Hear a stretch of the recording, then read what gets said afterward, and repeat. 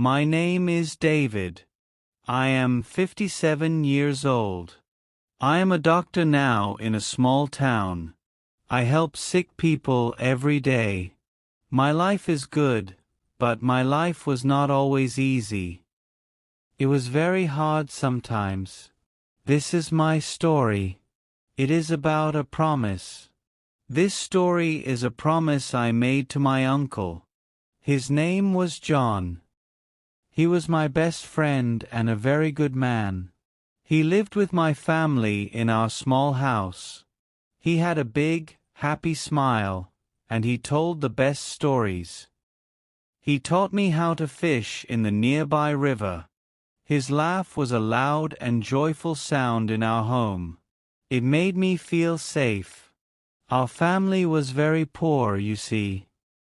We did not have much money. We had food and love, but no money for extra things. One cold winter, my uncle got very sick. He had a bad cough that did not stop. We thought it was just a small cold, but the cough did not go away. It got worse and worse. He became very weak and had to stay in bed all day long. We all knew that he needed a real doctor. But a doctor costs a lot of money. We did not have that money at the time. So I watched him get weaker every single day. His big laugh became a quiet and painful sound. I felt so very helpless. One morning, he was very still and quiet.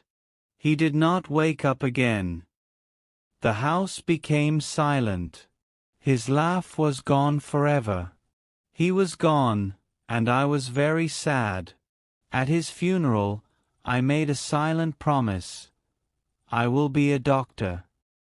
I will help people. My promise was now my only goal. School became very important to me. It was the first step on my long and hard path. I read my books all the time. The other kids played fun games outside. I did not play. I just stayed inside and read. My family was still very poor. I needed to help them, so I got a job after my school day. I washed dishes. The restaurant was small and busy. I would go home late at night. I was always very, very tired from the hard work. But then I would see my school books on my small desk. I would remember my promise, and I would find a new energy inside. A kind teacher saw that I worked hard. Her name was Mrs. Clark. She was my science teacher, and she was very nice. She gave me some of her old science books to read. She also stayed after school to help me with the hard parts. She was not in my family, but she believed in me. She said, "Tom, you are very smart. I think you can do this." But other people just laughed at me. They said, "A poor boy like you cannot be a doctor. It is not possible." My friend said, "It is too hard, Tom." For a few days, I felt truly hopeless. Maybe all of them were right. Maybe my dream was just too big for me. But then I saw a photo of my Uncle John. He was smiling in the picture. I remembered my important promise to him. I decided I would not stop my work. I would show them all. I finished my school. My grades were very good.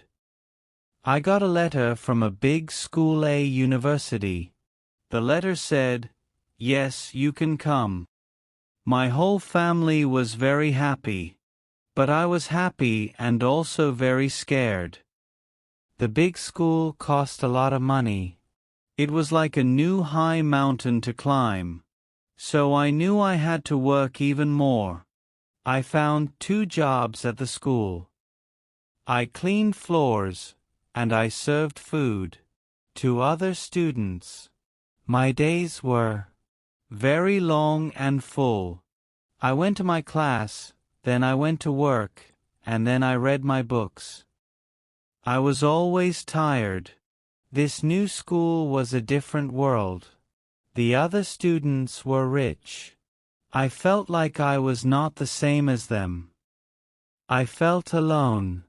I started to doubt myself again. Was I good enough to be here? Was I smart enough? Maybe I should just go home. I had one class that was very hard. The class was chemistry. I did not understand it. My grade on a test was very bad. I felt like a complete failure. I thought about quitting the school. The mountain felt too high. I wanted to give up, but I closed my eyes for a moment. I thought of my uncle. I heard Mrs. Clark's kind voice. So I decided to ask for help. I went to my chemistry teacher. He was a strict man, and I was afraid. But I told him my whole story. I told him why. He saw that I wanted to learn. He saw I worked very hard. So he said he would help me. He gave me more work to do. He helped me after my class was over. My grades got better and better. I passed the final test. It was a very good day. I learned a new and important lesson. It is okay to need some help. It is very strong to ask for help when you need it. After 4 long years later, I finished the big school. Now, it was time for doctor school. This was my big dream coming true. I got a new white coat, doctor's coat. I looked in the mirror. I was not a small, sad boy anymore. I thought about my Uncle John at that moment. I was on the right path. I was here to keep my promise. I felt so proud. But becoming a doctor was very, very hard. It was harder than I imagined. The days were long. The nights were very short. There was so much to learn. We read big books all the time. The work never stopped. It was not heroic, just very hard. Then, I started to work in the real hospital. One night, an old woman was very sick. Her heart was bad, and she was weak. All of the doctors ran to her room. We worked very hard to help her. We had good machines and good medicine there, but we could not save her. She died that night. Her family was there with her. They cried, and I was so sad. My heart felt broken. I thought I had failed. I wanted to be a doctor so people would not die, but she still died. I started to question everything again. Why am I doing this? What is the point of my promise if I cannot save everyone? A senior doctor saw my sad face. Her name was Dr. Sarah. She was very wise. She talked to me one evening. I told her all about my uncle. I told her I felt my promise was broken. She listened very patiently to my story. Then, she gave me some new wisdom. Tom, she said, we cannot stop death.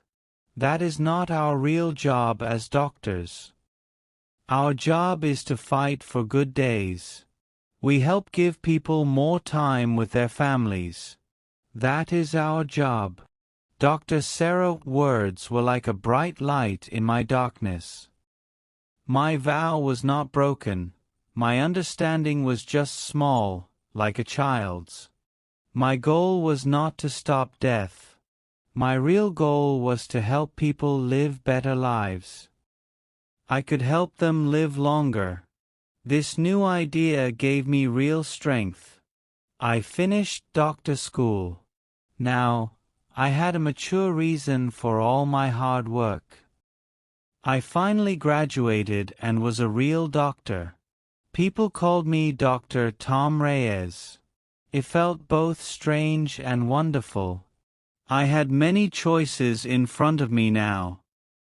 I could get a good job in a big city. I could make a lot of money there. But I did not think about money. I thought about my old home. I thought about the poor families in my neighborhood. They did not have a doctor to help them. They were like my family was. My choice was very clear to me. I did not take the big city job. Instead, I went back home to the place where my story started. I used my savings to open a small clinic. It was a doctor's office for the people in my old town. My new clinic was small, but it was very clean and bright. My mom and Dad helped me paint all the walls. They were so proud. Running the clinic was very difficult. I did not have fancy machines, but people from the town came to see me. They trusted me. I helped the little children with fevers. I helped their parents with their pains. I was their doctor, and it felt right. Elle worked long hours every single day.